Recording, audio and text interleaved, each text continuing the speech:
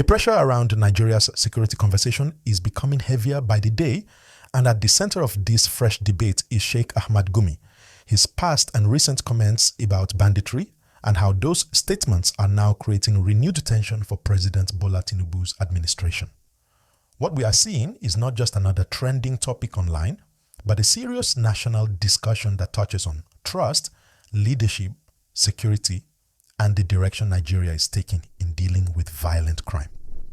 As you are watching this, please don't forget to like this video and subscribe to the channel because it helps us bring you clear and balanced updates like this in real time. Over the years, Sheikh Gumi has positioned himself as a voice that believes dialogue can help reduce violence in parts of northern Nigeria. He has repeatedly argued that many of the armed groups operating in forests and rural communities are driven by grievances such as poverty, neglect, and lack of opportunities.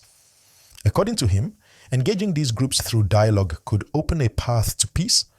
However, this viewpoint has never been accepted by everyone, and that is where the trouble begins. Many Nigerians strongly believe that any public statement that appears to explain or justify the actions of bandits sends the wrong message. For families who have lost loved ones, for communities displaced from their homes, and for people who live in constant fear of attacks, such comments feel painful and unacceptable. They see it as giving attention and legitimacy to people who have caused deep harm. This emotional reaction is understandable. And it explains why every time Sheikh Gumi speaks on this issue, the public response is intense. Please like this video and subscribe if you want to stay updated on important national conversations like this. Recently, some of Gumi's remarks and old statements resurfaced again online.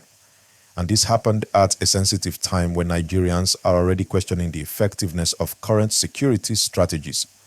Social media amplified these comments, and before long the discussion shifted from Gumi himself to the federal government. People began asking difficult questions. Is the government too soft on crime?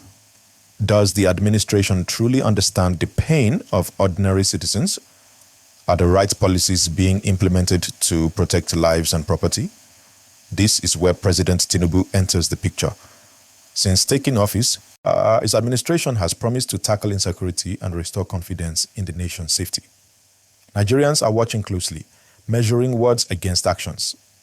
When a figure like Gumi makes statements that appear to contradict a tough stance on crime, critics quickly interpret it as a sign of weakness or confusion in government policy, even when the government has not officially endorsed his views.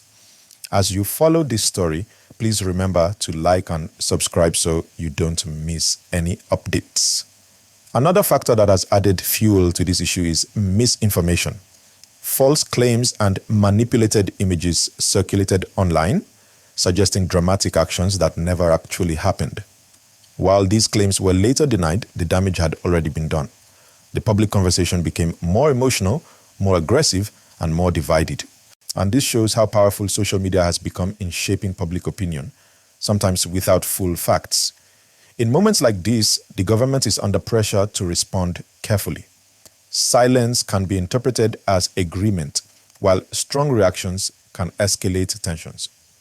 President Tinubu's administration is therefore walking a narrow path, trying to reassure citizens that security remains a top priority while also avoiding unnecessary drama that could worsen an already fragile situation.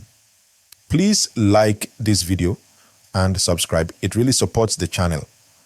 What makes this situation even more complex is that Nigeria's security challenge is not new, and it cannot be solved overnight.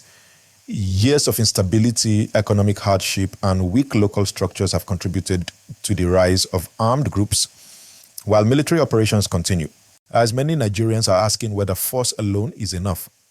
Others strongly believe that negotiation is dangerous and should never be considered. This clash of ideas is at the heart of the current debate. Sheikh Gumi represents one side of that argument, whether people agree with him or not. President Tinubu represents the authority that must make final decisions. When the two appear, even indirectly, to be connected in public discussion, it creates political pressure. Opposition voices seize the opportunity to criticize the government, while supporters demand clarity and firmness. As this discussion grows, Nigerians want clear answers. They want to know what the government's official position is on dialogue with criminals. They want reassurance that no one is above the law. They want to feel that their leaders are listening to their fears and frustrations. Please don't forget to like this video and subscribe for more clear explanations like this. Another important angle is public trust. Trust is fragile, especially when it comes to security. Once people begin to feel that their leaders are not fully aligned with their safety concerns, confidence drops. This is why every statement, every silence, and every reaction matters. President Tinubu's administration must constantly balance political realities with the emotional state of the nation. At the same time, it is important for Nigerians to separate personal opinions from official policy.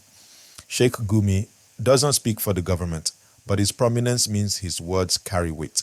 So the challenge for the government is to ensure that its own actions and communications are strong enough to stand on their own without being overshadowed by controversial voices. Please like this video and subscribe, and share it with others who want to understand what is really going on. As we move forward, this story is far from over. The pressure will continue, not just on Sheikh Gumi, but on President Tinubu and his security team. Nigerians will keep demanding results, not explanations. They want safer roads, safer schools, and safer communities. They want to see progress they can feel in their daily lives. This ongoing debate also highlights the need for responsible speech from public figures. Words can heal, but they can also reopen wounds. In a country as diverse and sensitive as Nigeria, public statements on security must be handled with extreme care. I will continue breaking this down clearly and professionally. So please keep liking this video and subscribing to the channel for continuous updates.